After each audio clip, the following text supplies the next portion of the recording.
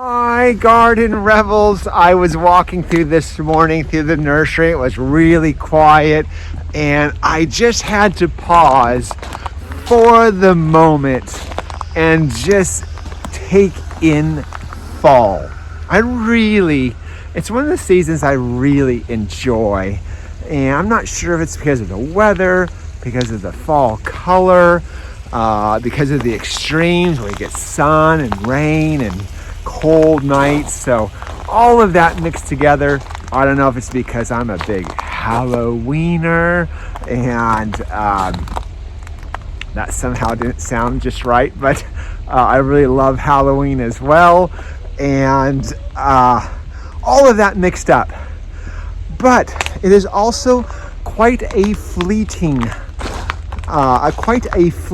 season. So today I want to show you 5 plants not to miss for the month of October. Let's get started. First one, is this guy. This is a type of heather. It's actually a type of Kaluna. This one is called Stockholm.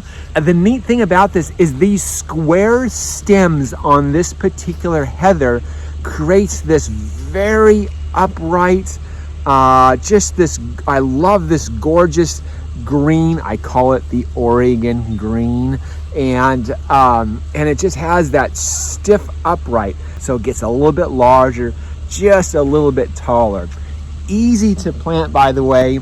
Neat thing, you can take a simple container and just do this by itself. So something like this, and voila, just get this architectural wonder. Folks are wondering, well, what does the bloom look like? Just like this. Next up is this beauty. Take a look at this one. This is a Centauria.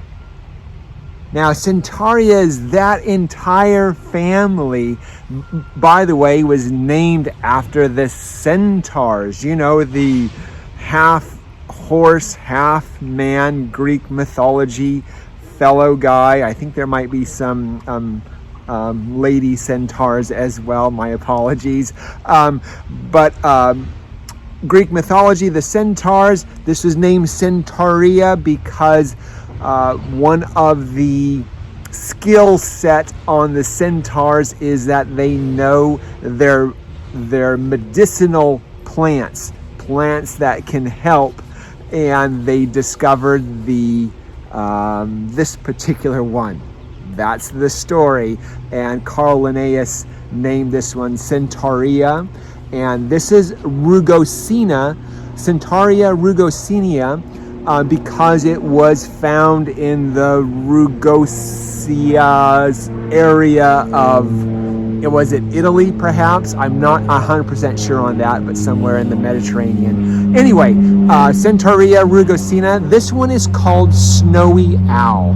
Now, I love the leaf structure on this one. It's actually a tad bit tender, and for you plant collectors out there, this is a fun one to tackle as a winter project. It's technically zone 9 to 11, so a much warmer zone, but if you want it as a project, this is a great one because it does get nice and full, and you can plant this singularly in a container as well. And it has those striking, on the Centaurias, they have these striking blooms that bloom, and then they have this a little bit of a spike extra added bloom to it, so it makes it really, really interesting. And if if yellow is your favorite color, this is a particularly neat one because it does bloom yellow. Let me show you a picture right here. So that's the bloom, and it blooms later on in the summertime. Again, you have to protect this during the winter time.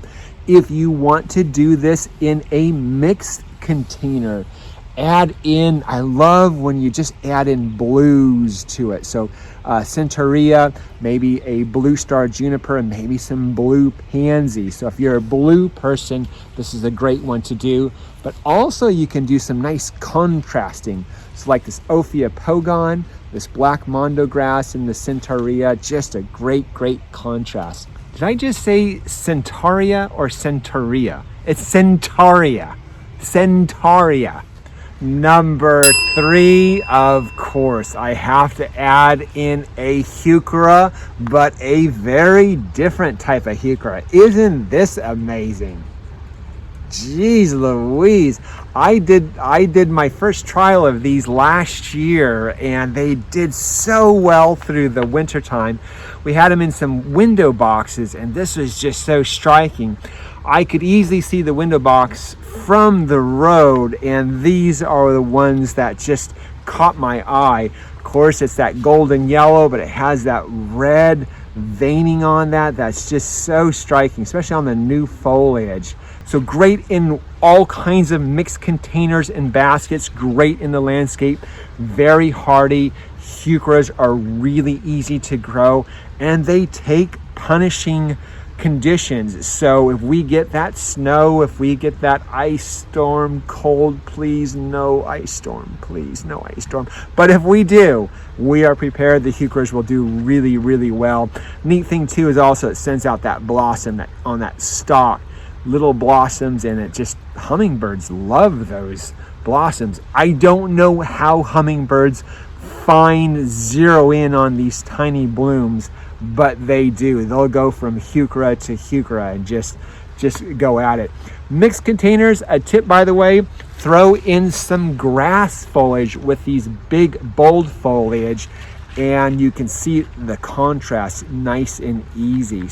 Number 4, plants not to miss, is this guy. This is a Hypericum.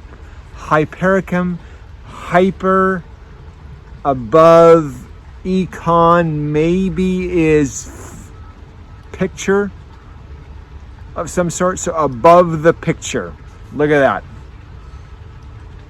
Above the picture. But why St. John's wort? What does wort mean, by the way? It's a strange term. Generally means plant, an herb, or a type of root. Sometimes it refers to that this plant perhaps may have a medicinal use as well. And St. John's wort has been used to fight depression. It could easily fight depression. Just seeing the blooms and berries on this guy just can lift your spirits. Just seeing it, just having it in your garden.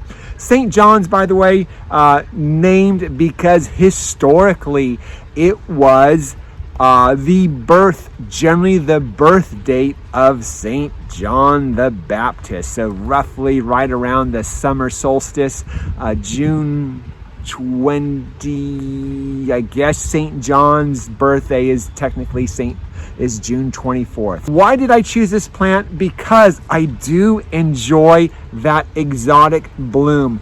Blooms yellow in the summertime, right? This is fall now and it's blooming. And the neat thing about this is if you get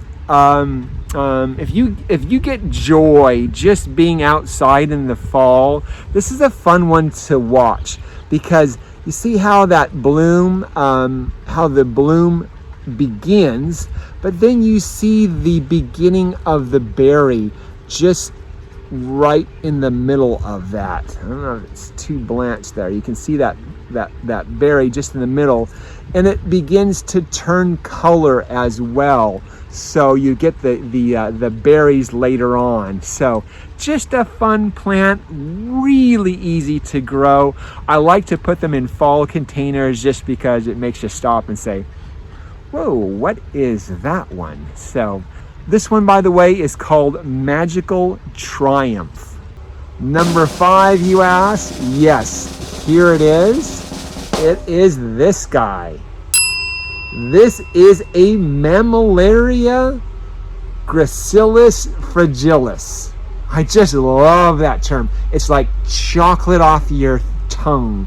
Malaria, Gracilis fragilis. Say that 3 times quick. This is a Malaria fragaria. A Malaria fragilis. Is a mammallaria because this whole family has something to do with some sort of nipple part. Now, one of the great things about this one, by the way, if you're a houseplant connoisseur, I know I say, the moment we say houseplants, you say, did you say houseplants? Yes, I said houseplants. And neat thing about it, it's just so interesting. See how that is? It just has this little thimble-like growth out of this main thimble-like thing. And what is a thimble that you ask? Yeah, I know. It's going back a long ways. Thimbles is those things, those little coverings you wear on your middle or forefinger when they sew, and so you wouldn't poke yourself with the needle, of course. So it has that thimble-like.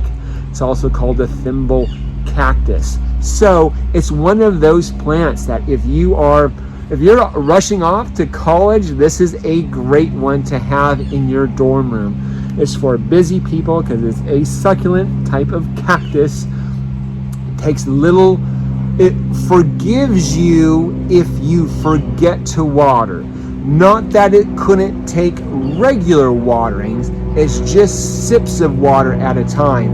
And it gets a little yellow bloom, kind of a creamy yellow bloom. One looks like it's just starting right there. So just a little bit of interest and just a great conversation piece plant. Plant it in a small container and let it grow. Watch it make new thimbles. So a fun one. Malaria, Gracilis fragilis. Sheesh, that was not easy. There are lots of things to choose from. Hope that's helpful. Guys, that's the show for the day. Always live your passion. It's Centauria. Centauria.